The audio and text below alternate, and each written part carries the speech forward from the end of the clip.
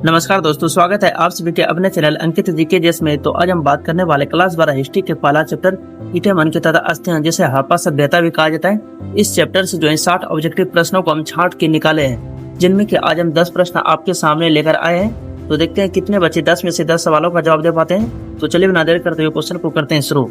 हड़प्पा सभ्यता का सबसे बड़ा नगर कौन था? इस प्रश्न को सोचने के लिए आपको 5 सेकंड दिया जाएगा।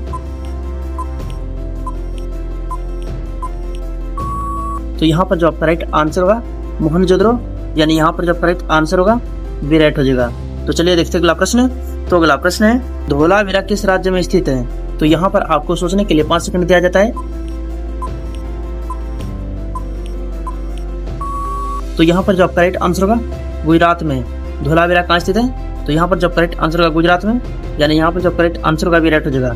तो चलिए देखते हैं अगला प्रश्न। तो अगला प्रश्न है कालीबंगन किस राज्य में स्थित है? तो यहाँ पर आपको सोचने के लिए 5 सेकंड दिया जाता है।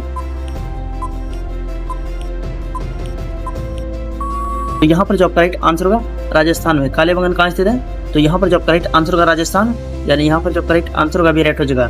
तो चलिए देखते हैं अगला प्रश्न। तो अगला प्रश्न है राखी गढ़ी किस राज्य में स्थित है? बताइए, आपसे प्रश्न पूछा गया राखी गढ़ी जो है किस राज्य में स्थित है? तो यहाँ पर आपको सोचने के लिए 5 सेकंड दिया जाता है। तो यहाँ पर जो आपका राइट आंसर का हरियाणा में। राखी गढ़ी कहाँ स्थित है? तो यहाँ पर जो आपका राइट आंसर का हरियाणा, यानी यहाँ पर जो आपका राइट आंसर का भी राइट हो जाएगा। तो चलिए देखते हैं अगला प्रश्न। तो अगला प्रश्न है हड़प्पा सभ्यता में प्रयुक्त मुहरे मुख्यतः किस पदार्थ की बनी होती थी? बताइए, आपसे प्रश्न पूछा गया है हड़प्पा सभ्यता में प्रयुक्त मुहरे मुख्यतः किस पदार्थ की बनी होती थी? तो यहाँ पर आपको सोचने के लिए 5 सेकंड दिया जाता है।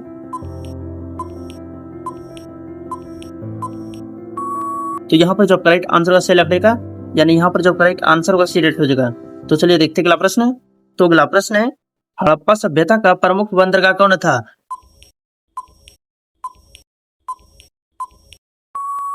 तो यहाँ पर जो राइट आंसर होगा, तो यहाँ पर जो राइट आंसर होगा लोथल, यानी यहाँ पर जो राइट आंसर होगा ए राइट हो जाएगा। तो चलिए देखते हैं अगला प्रश्न। तो अगला प्रश्न है हड़प्पा सभ्यता का प्रमुख व्यापार किस क्षेत्र से था? बताइए, आपसे प्रश्न पूछा गया हड़प्पा सभ्यता का जो है प्रमुख व्यापार किस क्षेत्र से था? तो यहाँ पर आपको सोचने के लिए 5 सेकंड दिया जाता है। तो यहाँ पर जो राइट आंसर होगा मेसोपोटामिया से, यानी यहाँ पर जो राइट आंसर होगा भी राइट हो जाएगा। तो चलिए देखते हैं अगला प्रश्न।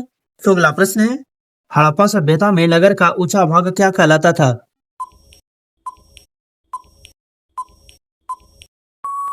तो यहाँ पर जो राइट आंसर होगा दुर्ग। हड़प्पा सभ्यता का जो सबसे ऊंचा भाग कहलाता था उसका नाम था दुर्ग, यानी यहाँ पर जो राइट आंसर होगा भी राइट हो जाएगा। तो चलिए देखते हैं अगला प्रश्न। तो अगला प्रश्न है हड़प्पा सभ्यता की जल निकासी व्यवस्था कैसी थी? तो यहाँ पर आपको सोचने के लिए 5 सेकंड दिया जाता है।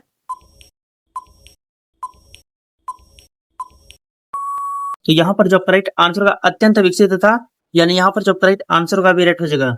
तो चलिए देखते हैं अगला प्रश्न। तो अगला प्रश्न है हड़प्पा सभ्यता के लोग किस धातु से परिचित नहीं थे? बताइए, आपसे प्रश्न पूछा गया है हड़प्पा सभ्यता के लोग किस धातु से परिचित नहीं थे?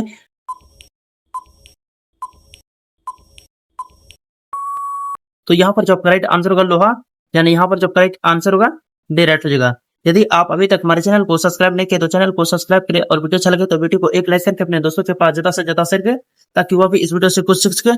और यदि आप इस वीडियो को हमारे फेसबुक पेज पर देख रहे हैं तो पेज को फॉलो जरूर कीजिएगा। तो चलिए मिलते हैं नेक्स्ट वीडियो में नेक्स्ट टॉपिक के साथ।